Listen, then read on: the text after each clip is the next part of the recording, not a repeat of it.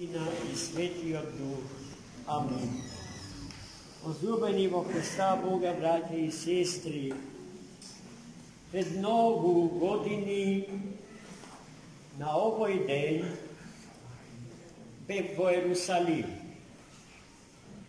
а во тој град се случуваше или се случи дејството за кое што зборуваше денешното Свето Евангелие. И денеска Господ Слуга ја облече во сонце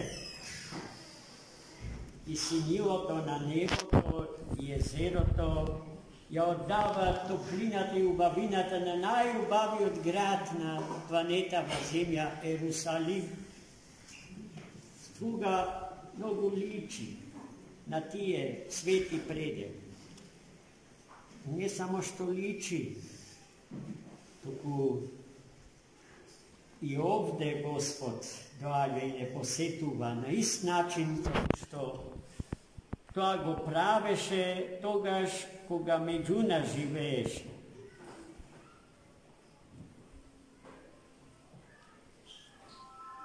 Се ова го кажам за да покажам дека денешното Свето Евангелие во мене побуди многу чувства. Побуди големи, незаборавни сеќавања на она што со очите мои го видов таму на денешен ден и беше идентично со она што денеска го читавме од Светото Евангелие според Јован, а на утринското пак според Матеј. Денешниот ден чувме дека е во органска врска со вчераш. Вчера Христос го воскресна мртвиот Лазар. Лазар кој што 4 дена почиваше во гробот и неговото тело беше во фаза на распаѓање. И Христос, единствениот вистински победител на смртта, најголемиот непријател на човекот, од кого што човекот со право и најмногу се плаши, би сакал да и побегне на смртта и прави се да и побегне, но не може. Човештвото до Христа тука некаде застанувало. Не можело да се справи со неа и луѓето умирале, признавајќи го поразот од неа.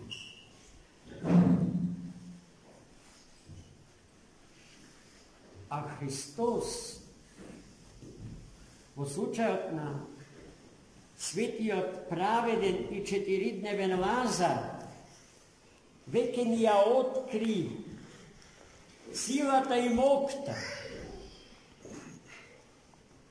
да и заповеда и на смрт.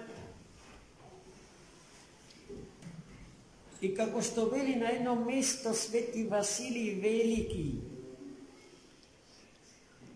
тој милостивиот правилно управува со силото на смртта. Зашто во тој ден, кога таа ќе не стигне, треба да се случи нашиот премин од смрт во живот. И нашето чекање за влез во незаодното царство на троедниот Бог. Христос сето тоа ни го покажа на Лазарева сабота, откако ја победи смртта на Лазара и го воскресна. И воскреснувајќи го не ослободи од стравот, што со милениуми сме го собирале во однос на смртта, доживувајќи ја како априорен победник над животот.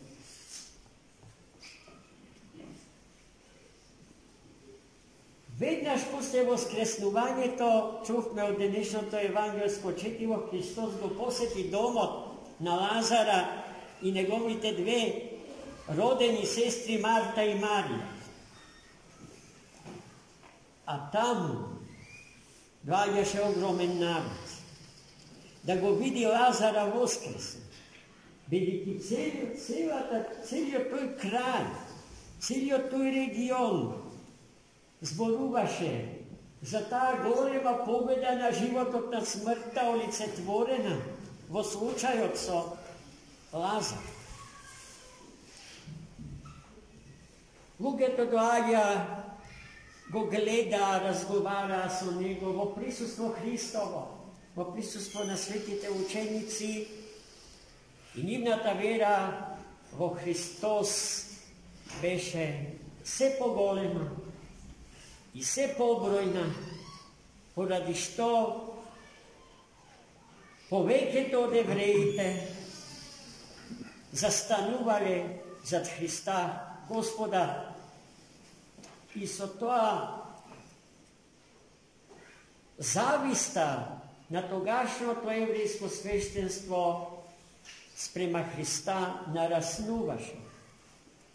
И тие со повреме веќе планира, смислува начини и планови како да го ликвидираат Христа Господа. Но сега требаше истото да го направат и со Лазара, бидејќи случајот на Лазар непобитно сведочеше за тоа дека Христос е Месија, Христос е човекот, за кого што сонуваше старозаветниот човек. Целиот Стар Завет е месијански обоен, месијански напрегнат, можам и така да се изразам, бидејќи во него се чува незгаснатата надеж на старозаветниот човек по спасителот на човекот и на светот. И гледајте, тој дојде. Тој дојде. Тие го гледа, со него разговара. Беа сведоци на чудесата што Христос ги правеше. Чудеса како што никој друг пред него и после него не ги направи. И повторно, не сите има очи да го видат тоа и уши да го чујат тоа, таа вистина за него. Веднаш после воскресението Лазарево во неговиот дом, Христос им зборуваше за тоа дека се носи со намера да го посети Ерусалим. Утредента. Тој настан со Лазара се случи саботата, а како денеска тој најави дека ќе го посети светиот град Ерусалим. И тоа се расчу од целиот крај и во самиот град. И луѓето не само заради Христа,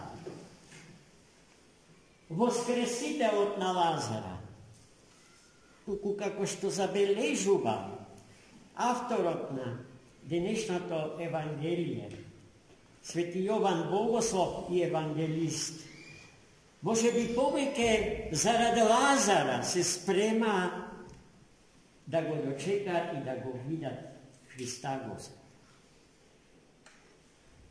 Но Христос во Ерусалим не тргна како император, како освојувач на светот и човештвото, како онаков, како што евреите го замислуваа својот Месија, туку на осле, скромно,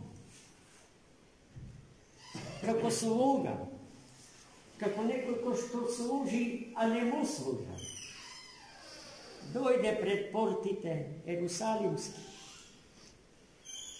и граѓаните на Ерусалим го дочекаа со овации. Тоа беше своевидно крещендо на радост. Луѓето држаа палмови гранчиња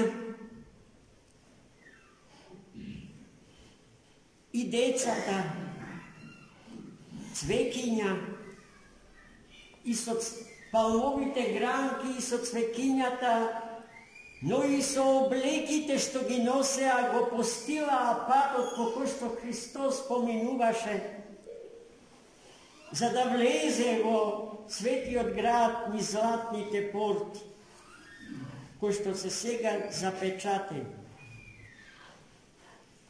И за кој што Откровението вели дека ќе се отпечатат во денот на неговото повторно доаѓање.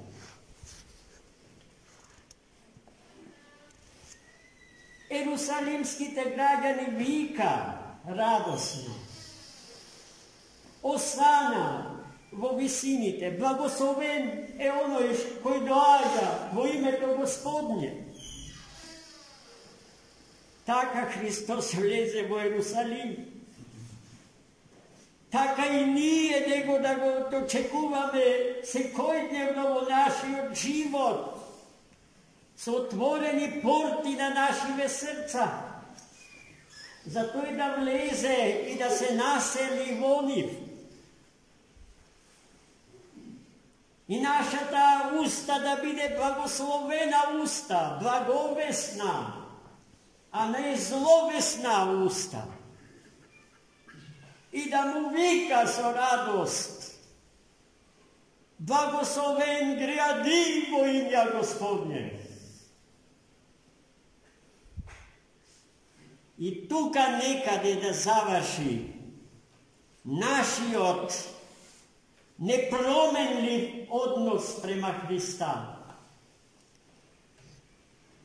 Зашто потоа, откако Христос влезе во Ерусалим и градските порти ги затворија, се случија ужасни пропаганди против Христа. И тие завршија така што осана во вишњих на ерусалимските граѓани се претвори во страшното и непростливо растливо. Тоа се зборовите што нашата уста не смее да ги каже никогаш, а нашиот ум никогаш не смее да ги смисли. Од утре почнува таа седмица, која што се однесува на Христовите страданија. Секој ден од седмата седмица на постот е сеќавање на неговите страданија. И ние ќе се трудиме во овој свет храм, како секогаш, според една традиција што веќе сме ја создали, да учествуваме во неговите страданија сострадателно, поради што сакам да ве известам за богослужбената програма во текот на ова седмица во нашиот манастир. Со големи литургиско-богослужбени славења ќе почнеме на Велики четврт. На Велики четврток, браќи и сестри, буквално ќе живееме во светиот храм. Пред пладнето ќе ја служиме светата божествена литургија на божествениот Василий Велики, архиепископот на Кесарија Кападокиска.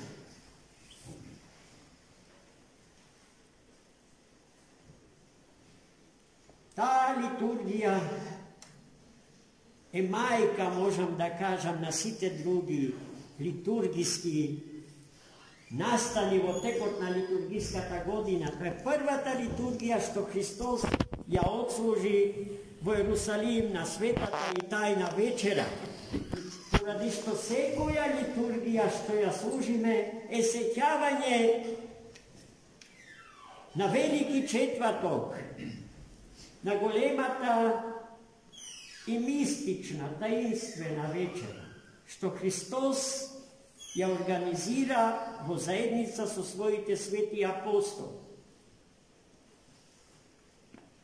Zato vo četvrtok očekuvam site vije, da dojdete i da mu pristapite na Hrista Gospoda i da se pričestite.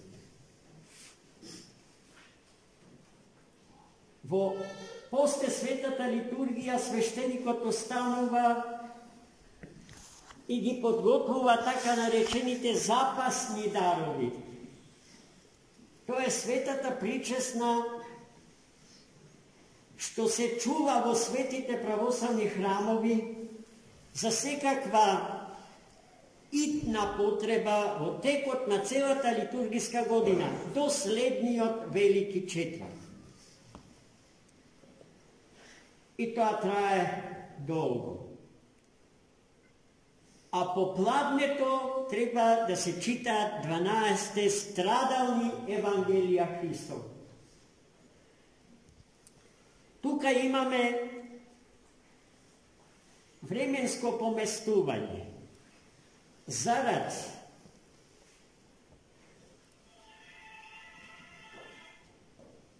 безбедностните мерки што се превземаат во врска со коронавирус. Јас сега ова што ќе ви го кажам под услов сегашната ситуација да ја продолжам и за време на великденските празници.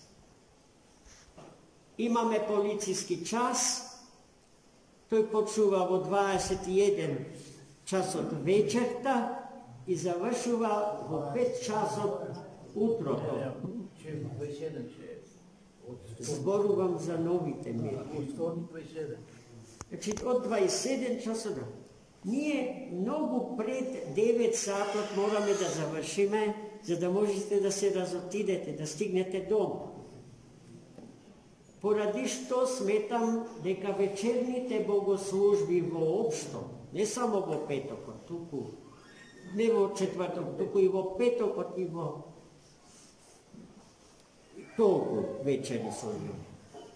Ки ги започнуваме во 4 часот попладне, за да можеме негде најдоцна до 8 часот да завршиме, до 20 часот да завршиме.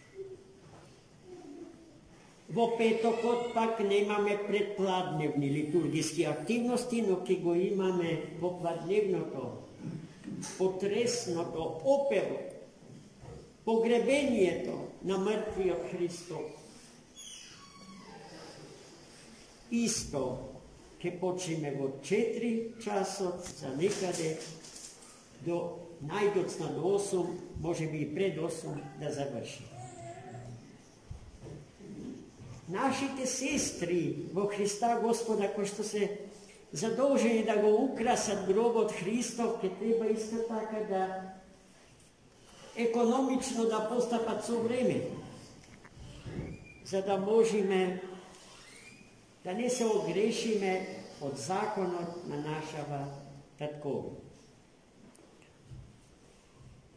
Во саботата, браќи и сестри, ја служиме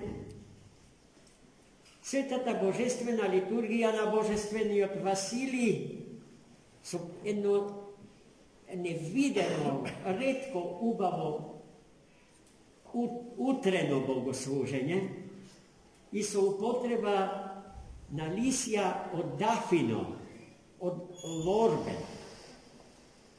Целиот храм ќе биде постелен практично со лисја од лорбе и тоа дрво со својот мирис повторно ќе не упати na Hrista, Gospoda, ko što vo toj den